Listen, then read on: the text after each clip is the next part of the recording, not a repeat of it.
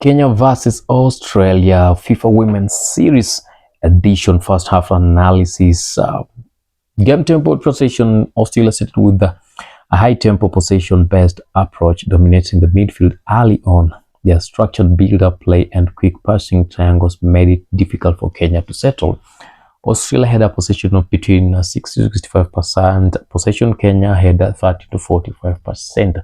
Kenya, however, showed the discipline by staying compact and absorbing the pressure. Tactical setup: Kenya Harambee Starlets played a defensive 4-5-1 formation, focusing on closing spaces in midfield, quick counterattacks using the wings, long balls to the lone striker. Australia Matildas operated in an attacking 4-3-3, emphasizing on width through wingers, overlapping fullbacks, high pressure to force errors. Key moments in the match: Australia created first clear chance with the opening 10 minutes, testing Kenya's goalkeeper. Kenya responded with a dangerous counter-attack, showing pace on the flanks but lacking final finishing. Australia's attacking pressure eventually led to multiple shots on target through Kenya's defense held firm for most of the half. Defensive performance, Kenya. Strong defensive blocks and last-ditch tackles. Goalkeeper made critical saves, occasional lapses in marking during set pieces. Australia high defensive line quick recovery after losing possession limited Kenya's chances significantly. Talk about the midfield battle. Australia clearly controlled the midfield, dictating play and tempo. Kenya struggled to retain possession but showed resilience.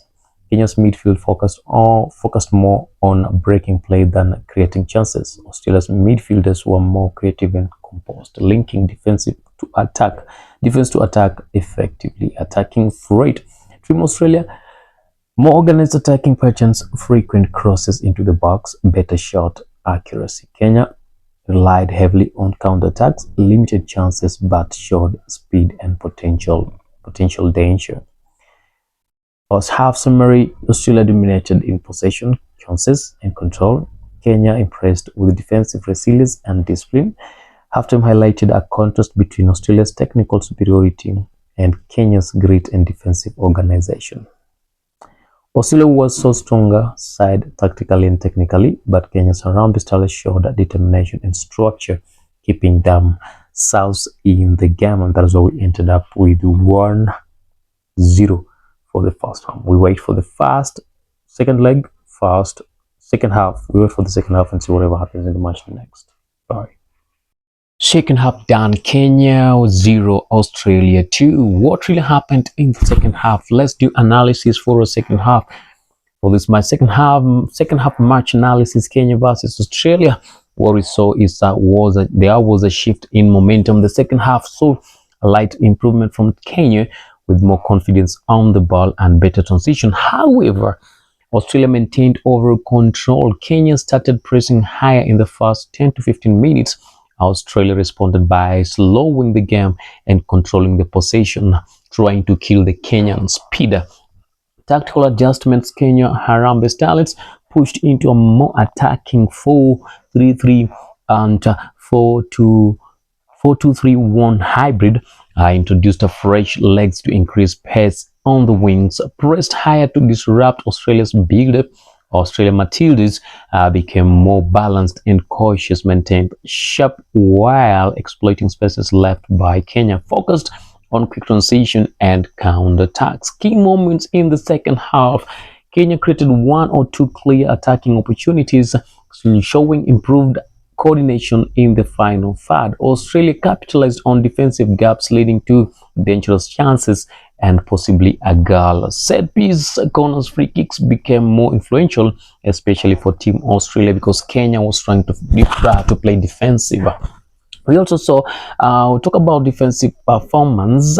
Kenya defensive line pushed higher, leaving spaces behind. Some fatigue began to show, affecting concentration, and still made crucial interceptions and blocks to avoid.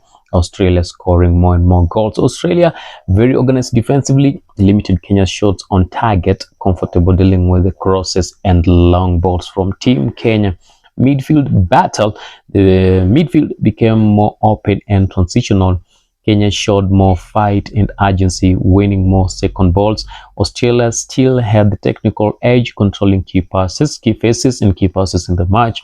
Substitutions helped Australia maintain energy and dominance. Attacking threat, Australia clinical in attack, better decision making in the final third, used width effectively to stretch Kenya's defense. Kenya more attacking intent compared to first half, relied on speed and direct play. Final ball and finishing remained a challenge to Team Kenya. Physical and mental factors, Kenya showed great determination and fighting spirit throughout the game. Fatigue impacted their defensive organization late in the half. Australia displayed experience, composure, and game management. On our summary for the second half, will be Kenya improved offensively but became more exposed defensively. Australia adapted well and remained in control. The game opened up, creating more chances for both sides.